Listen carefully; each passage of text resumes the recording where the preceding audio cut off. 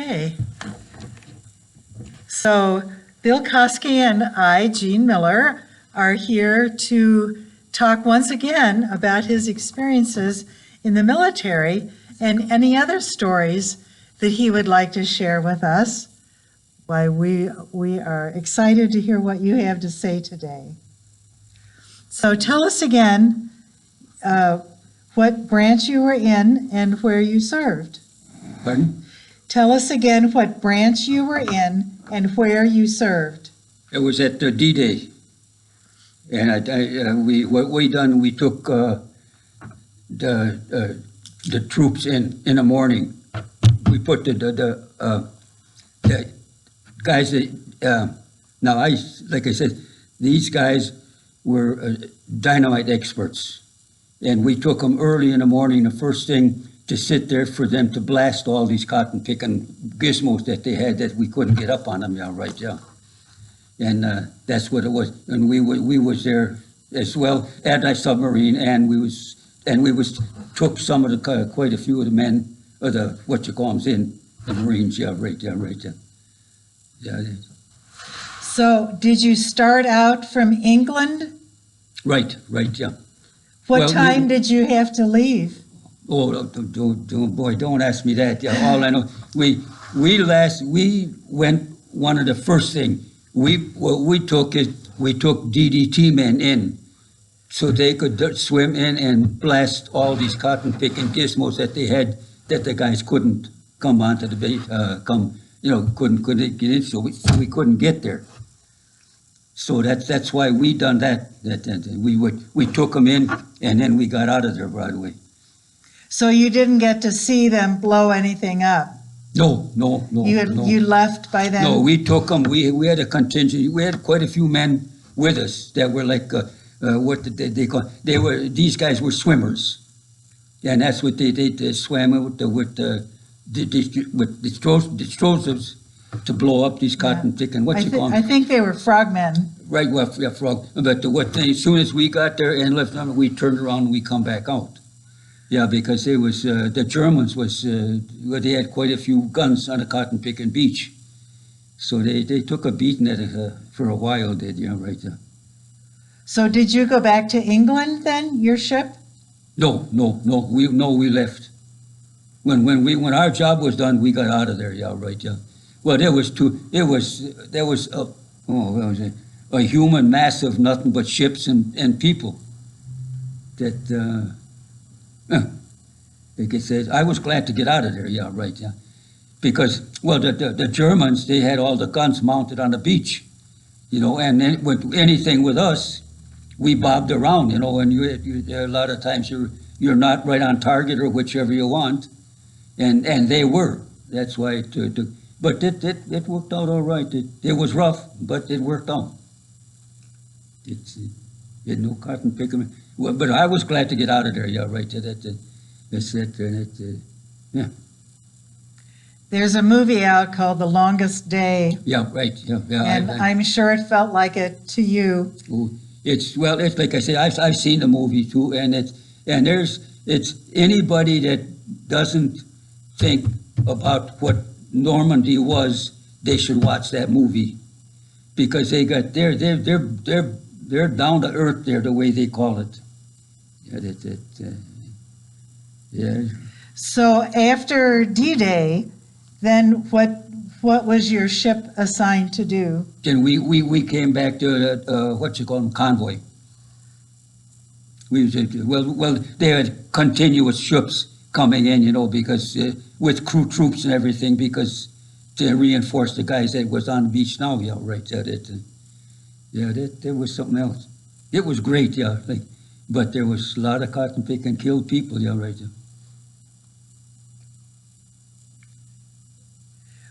Did your ship,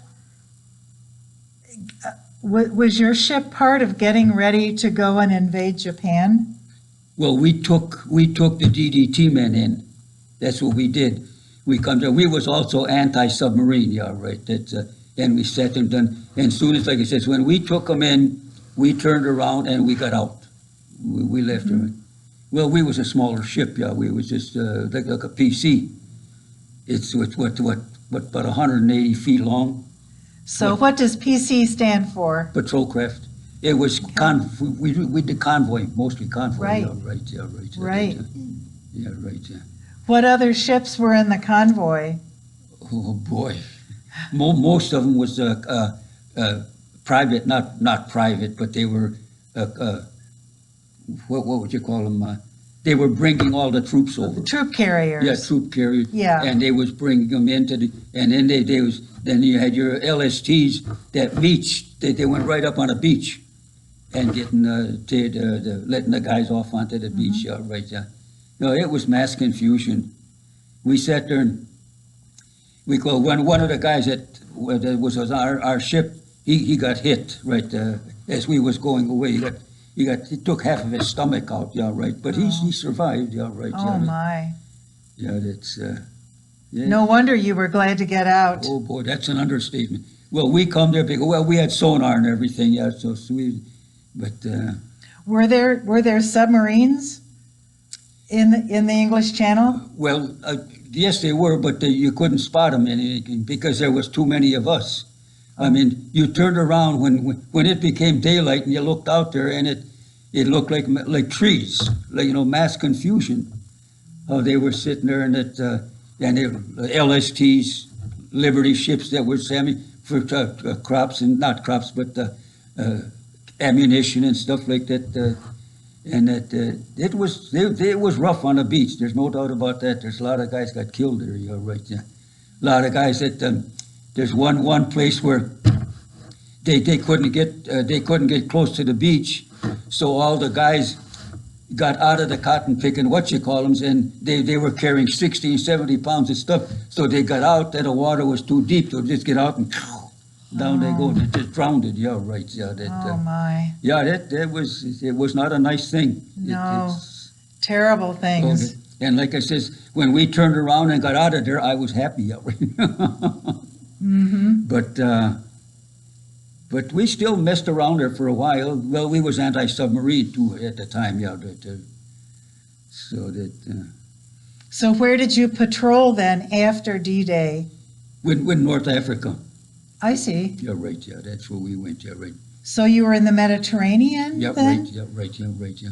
Well, Italy was part of this thing too. Yeah, right. Yeah. But it was a little bit after D-Day, so we was for us, we were anti-submariner. We was good at that. Yeah, right. Yeah, and that's why we took. They kept the Mediterranean clear of ships or of submarines and whichever you want. Now Italy was out of it by then, right? Well, Italy was losing the war at that time.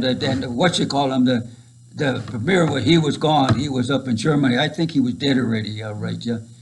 But no, he wasn't, because they sent him back to Italy, and they hung him in Italy. Yeah, because of what happened. We're talking about Mussolini, right? Right. Yeah. Right. Yeah. Mussolini. Yeah. He doubled in with Hitler, and then when he came back, the people sat there and they revolted against him, and they hung him. They hung him and 3 or 4 of his guys with him, and they let him hang there. They just, I don't know if he deteriorated it, but we didn't stick around to see it. Yeah, that's something else. Yeah, it makes a great story. Yes, it does. But So what else about your time in the Mediterranean? not that much. Well, we sat there and we patrolled the whole before we left there. We sat there when we got there, and we was around Italy for a while. And then we turned around, we went over to Africa, and we went all the way around the Mediterranean. And when we come back out, then we come back out on convoy duty again. Okay, back in the Atlantic? Yeah, right, yeah, right, yeah. Yeah. Yeah, right, yeah. So the war in North Africa, was that pretty much over by the time you were there? No, I think no, Rommel, no. wasn't he the German, Well, he was there, yeah, Rommel, yeah, he was. the desert rat? Right, yeah, yeah. It was pretty good, yeah, right, yeah. So then you went back out into the Atlantic. Yeah, right, yeah. Well, we was anti-submarine. Yeah. then too, yeah, right, Yeah. because Germany had a lot of subs, yeah, right. They was building them like we was building ships, yeah, right. Yeah. Right. Yeah. What was the name of your ship? The USS Wright. Hmm. Yeah, right, yeah. And were you, Well, no, then the Wright was later, but I was on what you call the PC, patrol craft.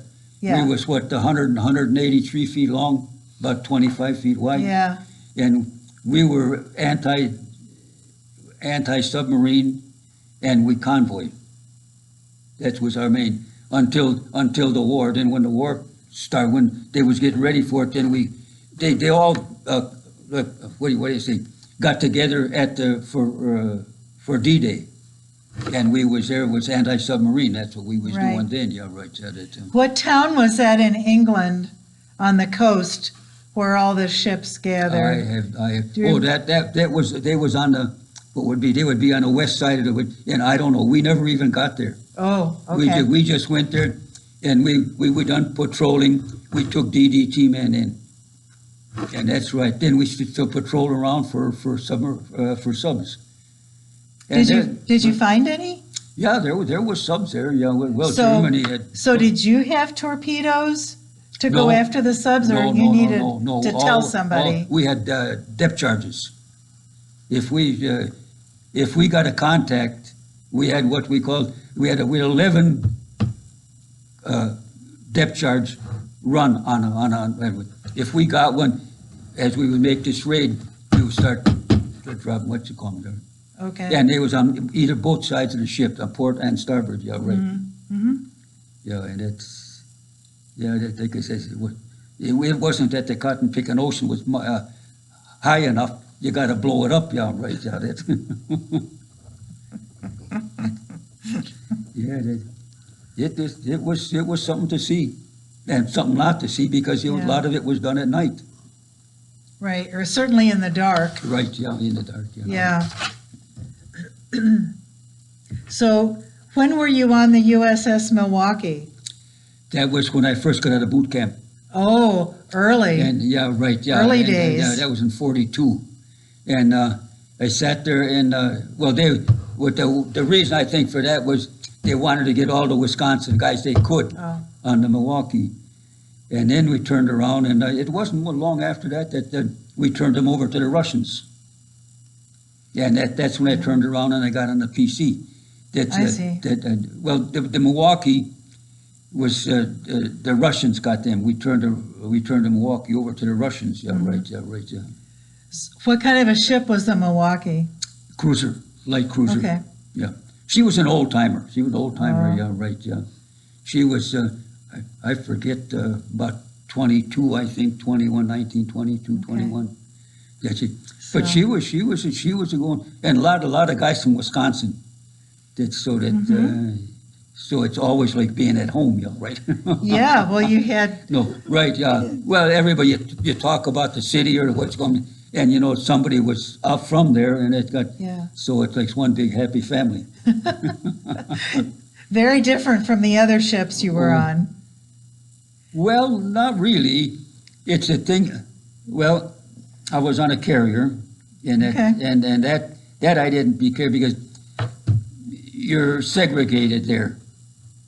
Like you got your air where all your people for airplanes and everything else. They was on one place, and then we were on another place, and you didn't even get to know them guys. Actually, the only guys you knew was the guy in your division. Sure, So there you go. yeah. So what were your duties on the aircraft carrier? I worked on guns. I had I had 3 twin 40s and 4 350s that I maintained, and I captained them when we were firing them. Yeah, right.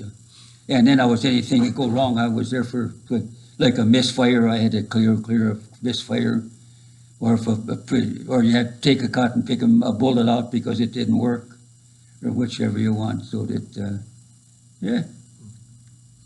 Did you get hazardous duty pay for that? We No. got what we got was 20% for sea duty. That's what Okay. you sit there and when you're on like I said, in boot camp and everything else, you're getting the land pay. The minute you go to sea, you get 20% increase. So it wasn't much. What was there you get with it? Makes it worthwhile to go to sea. Yeah, but then you can't spend it. Then you wind up losing it in a crap game. Yeah, right. Yeah. No, it's like I said, it's something else. Yeah. Well, we had to do something to keep up the fun. You know, Sure. Yeah, you sit there, you go on the pay line and get your pay, and on the end of the pay line, there's a big crap game going. Yeah, right. So well, you got to do something to amuse yourself, because if you don't, you go bats. You know. Yeah. You sit there, and your bunks are 3 high, and you got about that much room. And the poor guy on a bad one on the bottom is the one that gets the beating. You know, they step on his bunk to get into it, or on top. You know, or general quarters. The guy jumps down from the top and it lands on the guy coming out of what's going. But we all outlived it. You know, right? You know, it's one of those things. You know, it's people don't realize how close people are when they're aboard a ship. We had what, 30-some men. It wasn't half as big as this thing here. I say take 2 of those covers, and that's what 25, 30 guys are sitting leaning. And you got lockers in there, you know, all in stack. And it's the bottom guy on the bunks is the guy that takes the beating. Everybody comes down, yeah, and they come feet first, yeah. Especially general quarters. Right. Oh, and that's mass confusion. And everybody, you know, they don't know where to run, they don't know where their gun mount stations are, or whichever you want, or where they have to go, or whichever it's it. Yeah. But you get used to it. So you were on a carrier and an aircraft carrier, I was on the PC. PC. Yeah, I started out. Cruiser. I started out with Milwaukee. Yeah. I started out with Milwaukee. When I was after Milwaukee for a while, they gave her to the Russians. And from there, that's when I went to the PC. And I stayed on them until after the war. Mm-hmm. Was that the end of your sea duty then, after the war? At the end of the war? Pardon? Were you on a ship after the end of the war at all? Right, yeah. It's like then I decided I was going to be a career man. So I sat there and I shipped over, and my time was up in 49. And when 49 come, they froze me a year for Korea. So then I sat there, and when that was up, that was when I was on a carrier. I didn't want a carrier because, well, on a carrier, your carriers here, all your gun mounts are down below, and they're all open. And you sit there and you work on those. You get that's not good. Yeah. All the wood that comes off the deck is on the guns, you know, and I had 6 guns to take care of, so anything had to go. You know, I run back and forth and working, so I didn't especially care for that. And when my time was up, when 49, they froze me a year for Korea. So I sat there, and when the year was up, the gun boss called me up, and he says, "Are you going to re-enlist?" I says, "No." He says, "Why?" I says, "I'm tired of this cotton picking record. I was a gunner's mate, and I worked on guns. And what the aircraft carrier for is to fly airplanes. And like, here's the deck, and here's where all our guns were, right down here. And they were all open. And I saw one guy, they was landing in cotton picking, a guy was landing a ship, and another guy come down on top of him, yeah, and made mincemeat out of him, yeah, right, yeah. Oh. And the thing was that they had all, I had to take, and the guy that got killed, his wife was a nurse on a mercy ship, and when they sat there and they took all this guy's money, it was all blood soaked, And he sat there, and that's the money he gave me to take to his wife. I says, what? I says, why don't you at least, give her new bills, they're not, no, that's the way I had to do so. So I had to go to a mercy ship where his wife was a nurse. And I went aboard there, and I had to go up to her, and I sat there and tell her who I was, and that here's what the remains of your husband, yeah, right, yeah. And when she saw all that blood, yeah, right, then she got hysterical, And I told the OD when I got back to the cotton picking ship about it, I said, and I called the gunner, I called stupid to send. I says the least they could have done was send them clean money instead of cotton picking with the blood on it, yeah, right there. And that was the nurse's second husband already that she lost in the war. So that was a long day for you also. There was a lot of cotton picking things, so they goofed up. Did you have to high line over to the mercy ship? No. They sit there, and they said they had big boats that we send over and take them back. And the hospital ship was anchored in there, yeah, which we would just sit there and yeah. So that was in the Pacific, right? Yeah. Yeah. Where did you land anywhere in the Pacific? No. Always at sea? We did, but like I said, see, we had a good captain. He sat there, and what he done was he'd sit there and he'd put 15, 20 cases of beer in the cotton picking ammunition room. Instead, and if we got to some cotton picking island where there was uninhabited or whichever you want, party. So there were good officers in the Navy. Unload the ammo, huh? Yeah. There was good guys. You sit there and I don't know how to explain it, but it's when you're, we made a trip to the North Pole. We sat there, and we was there for a month, for 30 days. Now this is when when I was in the second time. But they sit there, and as we're in there, it's so cotton. We're making a 35, 40-degree roll. And our deck was, 55 feet above the water, and you sit over and come over and come back over that. And all of a sudden we look, and there's a great big crack in the hull.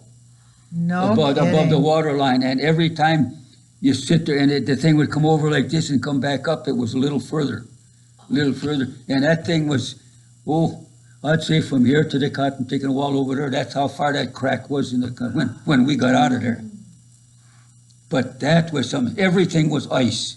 You sit there and making a 35-degree roll. Oh my gosh. And then you got to walk around for what they call it a gun watch. You got to go and see that all the guns are covered and just walk it around. And you walk up on a cotton picking deck, which is wet wood. Oh boy. So we had fun, yeah. So you were above the Arctic Circle? Yeah, right. Yeah, we was there for 30 days. That was peacetime already, yeah, right, yeah. Yeah, that was peacetime, yeah. So when they found the crack, did they leave? Well, no, they just look down there, and every time it comes out, it gets a little bit bigger.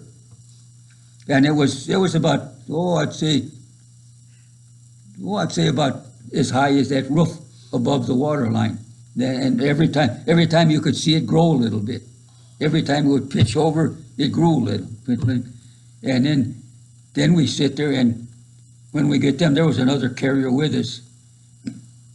So when we got done, we're running back to the cotton picking states, and we're in Newfoundland, outside of Newfoundland, and these two carrier captains decide they're going to race to the port, see who gets it. So they're racing, and we won the but the carrier behind us lost a person.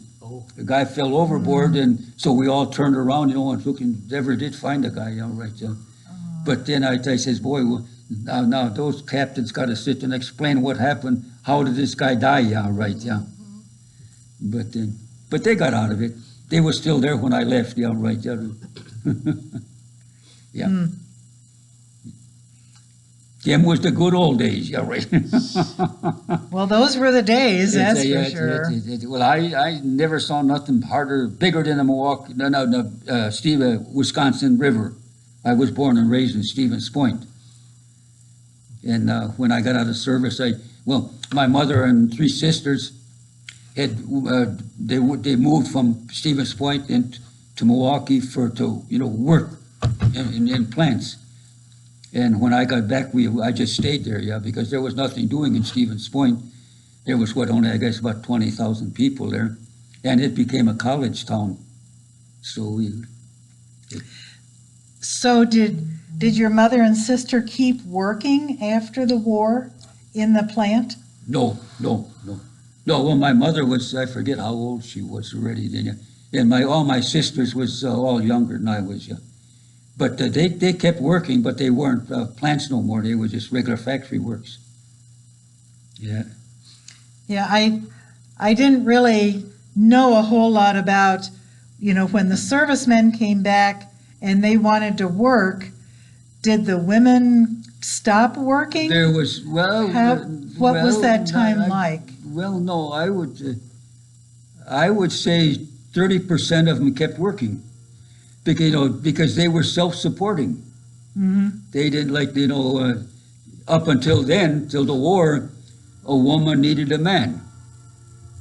It's like I say, that it's a supply of food, lodging, and whichever you want.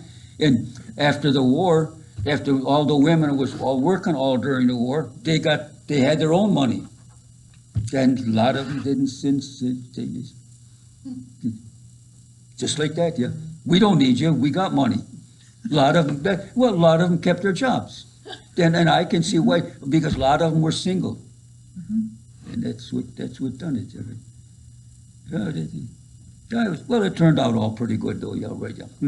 So you got out then in 49. They froze me a year. Yeah, 49. So 50. Yeah, right. You got out. Then I was then I had 9 years in. Then I was going to sit there. I was going to ship over. I was going to stay in the Navy. And when my time was up, they froze me for a year for the war. We started there. So the time then it was 50, and I got out.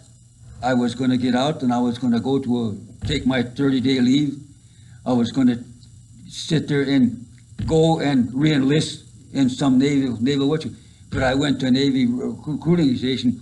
I went there, and they took my name, and they looked in there, and they had this that I was a carrier man, and that I didn't like that because all the guns are below the deck, and they're open, and with wooded decks, you get all chips, wood chips, and everything.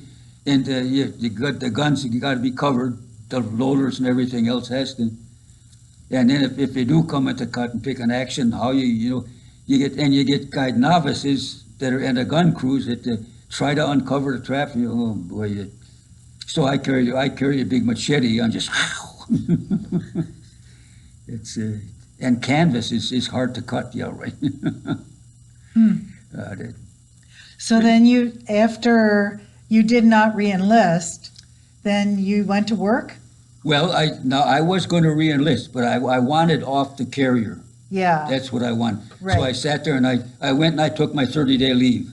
Okay. And after my 30 days was up, I went to recruiting station. And they asked me my name and everything. I said, well, I told them, what my rank was and everything else. And I says, I want to re-enlist. And the guy says, well, okay. So he gets my cotton picking records out. And after that, there's a little quotation that says aircraft. So I was stuck on an aircraft. So I says, I forget it. So I got out and took a carpenter's apprenticeship. Okay. So then you worked as a carpenter Right, after yeah. that? All my life. All your after life. that, yeah, right, yeah. What kinds of things did you work on? What kind of projects? Everything. I built half the pick and saves in the city. I built my house. With J.C. Penney's, we done a lot of work for them. whichever you want. And I used to go on a road. We'd pick and save stores. I said, I must have done half a dozen of those out of state. Oh. You know, that's, I was living high on a hog, yeah, right, by myself, you know, nobody did what you want. If I had to do it over again, I would, same way. Same way. Same way, yeah, right. I'm here to talk about it. No, that's it. What do you think was the biggest thing you learned from your life? How to be a man, How to be a man. right. That's Well, number one. I turned 17 in August, I enlisted. So I graduated from high school in June and enlisted in August. So I'm still a kid, 17-year-old kid. And they broke me in real quick. The old guys. Well, you'd seen everybody your age and older enlisting and leaving from Stevens Point, right? Oh, yeah, right. Well, I haven't, Stevens Point, my mother and 3 sisters come down during the war. They come down here and worked in what you call them, plants. I'm sorry. What kind of a plant, do you remember? Ammunition plant and stuff like that. Anything. So you were all working in ammunition. Yeah, that I was working with ammunition too, yeah, right. Yeah, that's all of it, yeah. It's enough of that stuff, yeah, right. And I don't even go hunting no more, yeah, right. I was going to say, did you hunt then afterward? No, I used to hunt with my father. My father was a great squirrel hunter. Oh. And I used to go, well, he had a 12 gauge, but I had a 410. And he used to take me out and show me how to do it, yeah, right, yeah. But were you any good? He was good, yeah, right. But, well, he died 10 days after Pearl Harbor. I see. And he sat there, and after that, then I turned 17 and I enlisted, yeah. So there went my hunting. And then they stuck me in an engine room. And the first ship I was on, I got on it and I says, I want to see Old Saul. So the next day I was over the side painting. So then I sat there and I got this well, I'm Polak, and this one guy, first class gunner's mate on there, his name is Romanowski. He says, you want to be a gunner's mate? I says, yeah. So he took me as a gunner's mate striker. Okay. And then that's what I did. I wound up second class, yeah, right. So that, and then I could have went, they offered me an increase in rate, would be 1 rank away from chief if I re-enlisted, and I said, no thanks. So I got out and took a carpenter's apprenticeship. And here I am. And here you are. Yep, here I am. Sharing such wonderful stories. Yeah, right, yeah. Yep. So before D-Day, you were hunting submarines in the Atlantic? D-Day? Before you got ready for D-Day. You were in the Atlantic? Well, yeah, right, yeah. Well, we took in the DDT men to blow up the cotton pit and what you call them that they had there. Right, but before that? Before that, I was anti-submarine, yeah. Yeah. Right. Yeah, there was subs there, yeah, right. We had quite a few of them that we were controlling around them, so it's but it was mass confusion. Jesus, every place you look, and all the ships was crowded. You know, you look over and all you could see was men. That's all you could see. And then they sit there and, well, I think the worst thing that I ever seen in my cotton picking life was, like I told you before, they couldn't get in. They could only get in so far, so they had all the guys come out and to swim in, but they come out and they had 60 pounds plus on their back. They'd come out and sit there and, boy, talk about that is something. But human life doesn't mean that much in a war. There's, you got the good guys and the good guys. But there's a lot of cotton picking waste, a lot of cotton picking men lost on non-commercial things. But it's there and it works out. We're still the best. Your part saved the Western world. Yes, we did. Yes, you got to the U.S. Well, U.S. is the country. It's, Yeah. I've been in, I would say I've been in 60% of the cotton picking countries in this world, and there's no place will match to the United States. You know, and I've been in all, like I said, all of them. You know, it's all hours and some bad ones. I never got to Germany. I went to, I've been to Russia. Well, with the cruiser I was on, we sat there and we give her to the Russians. And they sat there, and there they wouldn't even leave us ashore because all the Russian men were fighting. So, and the women were handling the gun lines and everything else. Oh. And they sat there and they wouldn't let us ashore because the women would kidnap them. That's no kidding. Because all their men were fighting. So and they wouldn't let us off the ship, you know, right? Because if we did, we'd say goodbye. A lost opportunity. No, yeah, I lost. That's you should have seen some of them women.